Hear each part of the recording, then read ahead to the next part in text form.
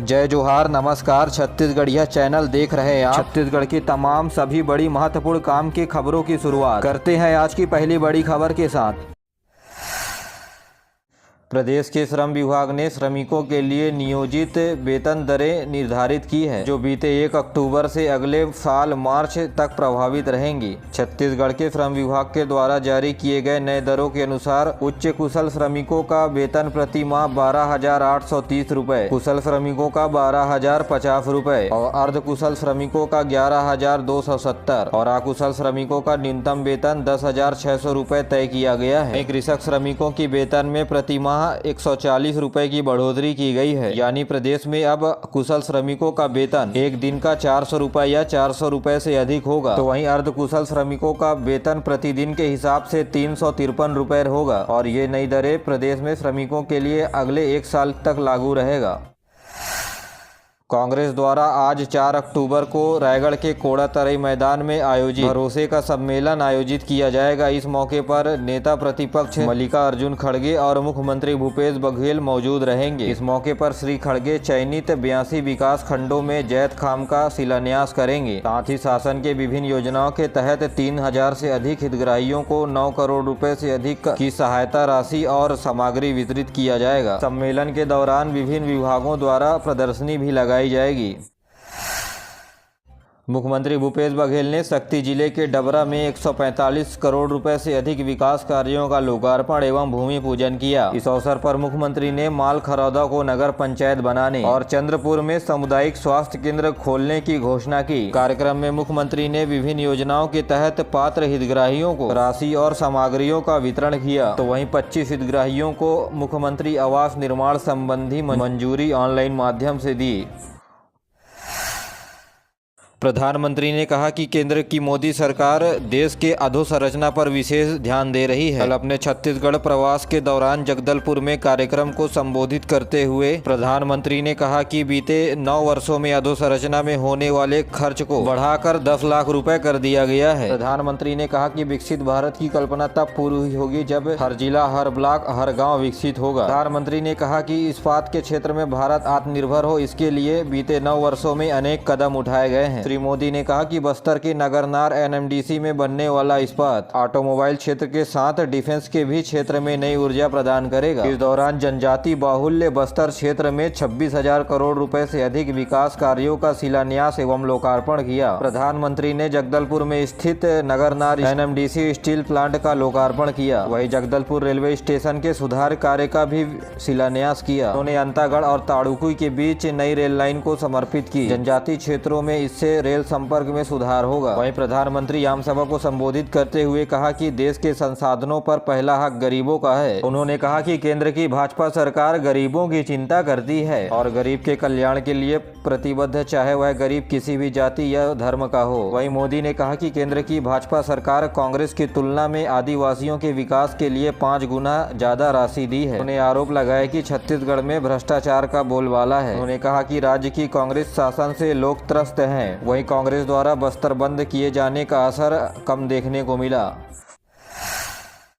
पूर्व बीजेपी विधायक के जन्मदिन कार्यक्रम में बार बालाओं ने जमकर लगाए ठुमके। जी हां, भाजपा के पूर्व विधायक श्याम बिहारी जायसवाल के जन्म दिवस पर बार डांसर के डांस का वीडियो वायरल हो रहा है, जिसमें डांसर जमकर ठुमके लगाते दिख रही हैं। ये कार्यक्रम ग्राम पंचायत बरदर में किया गया था। वहीं इस वीडियो के वायरल होने के बाद पूर्व विधायक अश्लील डांस को छत्तीसगढ़ की संस्कृति बता रहे हैं और कहा कि जब बाजा बजता है तो बच्चे, नौजवान, बुजुर्ग सब नाचने लगते हैं। कांग्रेस विधायक ने इसे शर्मनाक बताया है।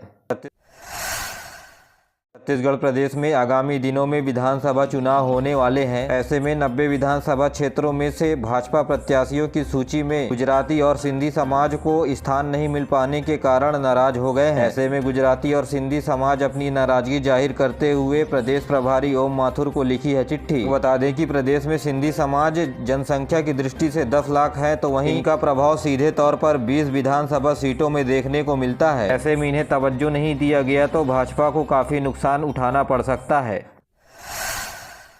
रायपुर में मुख्यमंत्री निवास और डिप्टी सीएम टीएस सिंहदेव के बंगले के बाहर कल दिन भर भीड़ लगी रही। ये सभी सब इंस्पेक्टर भर्ती परीक्षा के अभ्यर्थी हैं जो आचार संहिता लगने से पहले रिजल्ट देने और जॉइनिंग कराने की मांग कर रहे हैं। गौरतलब है कि छत्तीसगढ़ में सब इंस्पेक्टर, प्लाटून कमांडर और सूबेदार की भर्ती के लिए 975 पदों के लिए फिजिकल टेस्ट से लेकर सभी प्रकार की परीक्षाएं 8 सितंबर को पूरी करा ली गई है। यदि आचार संहिता लगती है तो उनकी भर्ती रुक सकती है। ऐसे में अभ्यर्थी ने सीएम से जल्द ज्वाइनिंग देने की गुजारिश की है।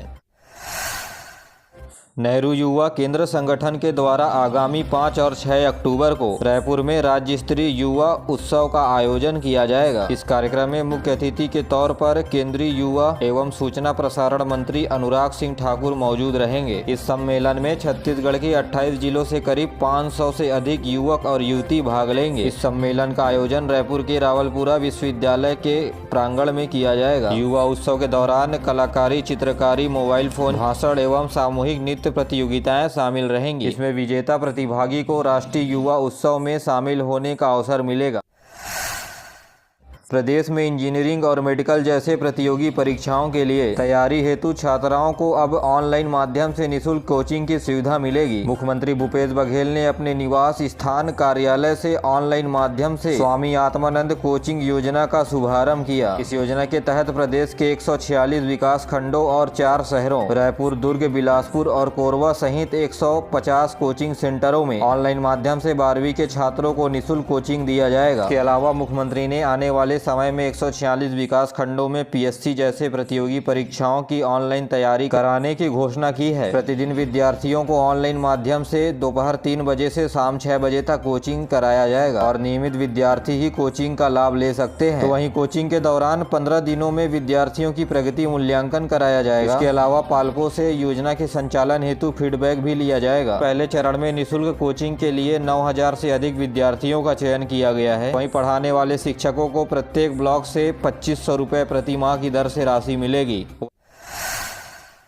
बीजापुर विधायक विक्रम मंडावी एक सड़क हादसे में गंभीर रूप से घायल हो गए। बस्तर में आयोजित कांग्रेस के द्वारा भरोसे की यात्रा से लौटने के दौरान बीती रात श्रीकट्टा के पास मंडावी की मोटरसाइकिल अनियंत्रित होकर दुर्घटनाग्रस्त हो गई। इस हादसे में उन्हें गंभीर रूप से चोटें आई हैं। तो वहीं नगर पालिका के अध्यक्ष पुरुषोत्तम सुल्लोर भी घायल हो गए हैं। वहीं अध्यक्ष का इलाज बीजापुर में चल रहा है। तो वहीं विक्रम मंडावी के बेहतर स्वास्थ्य के लिए जगदलपुर के मेडिकल कॉलेज में रिफर किया गया। इसके बाद इन्हें स्वास्थ्य लाभ देने के लिए रायपुर रिफर किया गया, जहां मुख्यमंत्री भूपेश बघेल एक निजी अस्पताल में विक्रम मंडावी से मिलने के लिए पहुंचे और उनका हालचाल जाना और शीघ्र ही स्वास्थ्य लाभ की कामना की।